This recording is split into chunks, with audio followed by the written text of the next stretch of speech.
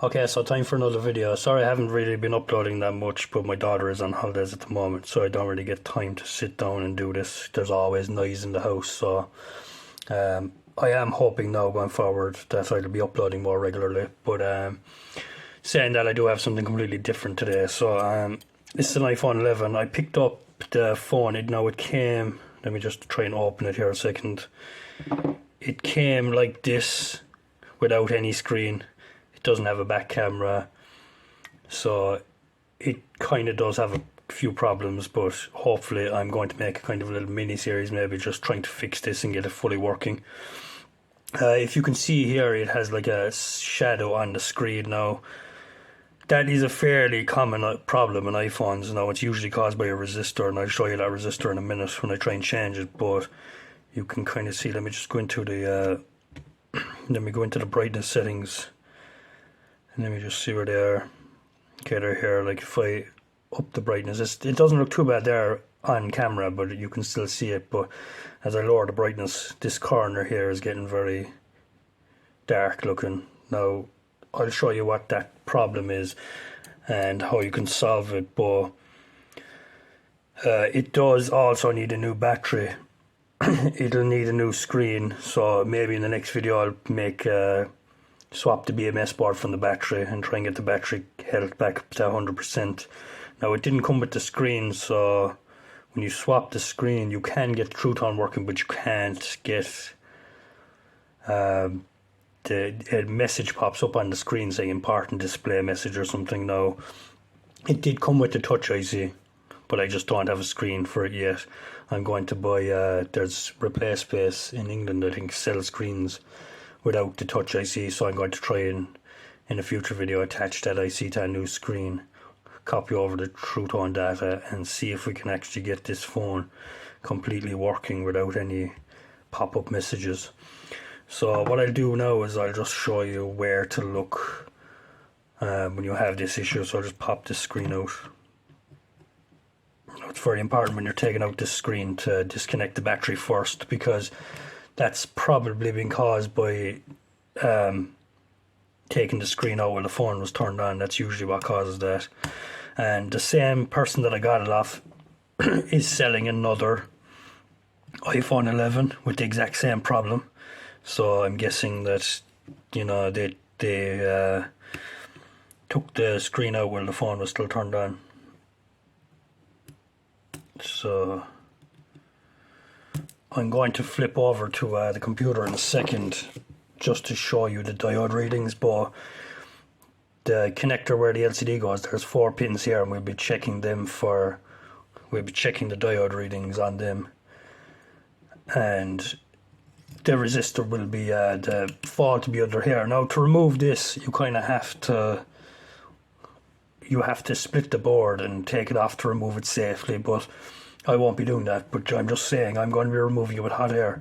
But when you remove it with hot air, you do risk damaging the sandwich here, the layers between the boards. So it's my device, so that's why I'm going to remove it with hot air. But I mean, you know, I don't mind if I break this phone any further, but I'm just saying, this is just for entertainment purposes.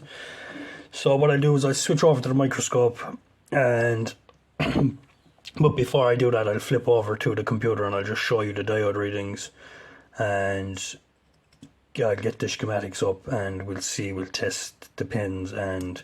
But it's nearly always a resistor underneath this shield causes this now. But alright, I'll switch over to the computer and then I'll switch straight to the microscope. Okay, so I apologise now for the shaky microscope. I will have that sorted out for the next video, but here is the pins here. It's these top 4 pins we should be looking at. So this pin, this pin, this pin, and this pin. Now, the diode values are, the top pin should be around 600, and it's 0.616, so that's fine. Second pin should be around 458, and it's open line, so that's where the issue is going to be.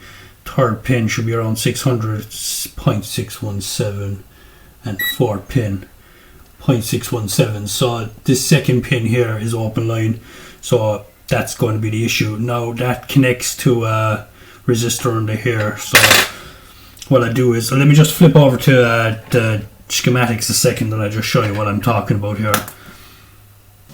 Okay, so here are the 4 pins we tested. So this pin was off fine. This was the pin that had open line, so it should be 458. That's a diode reading.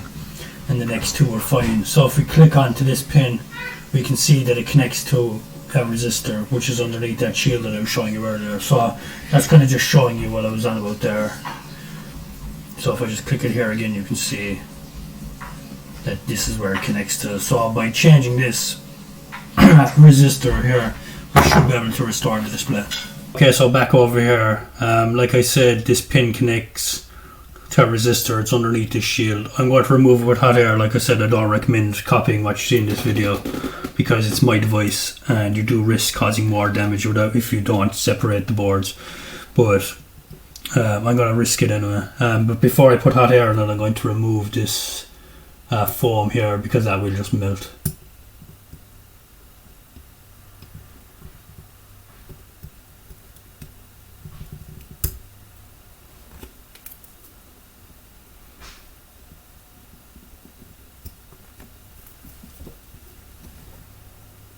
So I'm going to use 350 degrees, start out there, see if I can lift this shield without causing any damage.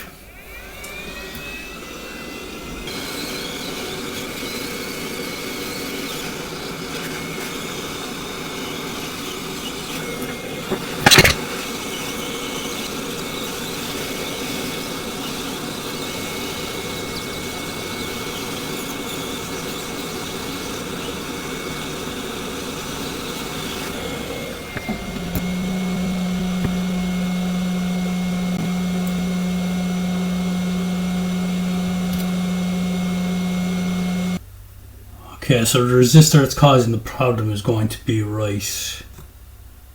this one here. Now this component here looks a bit damaged too, so I'm going to have to replace that as well, but let me just start by removing this resistor here.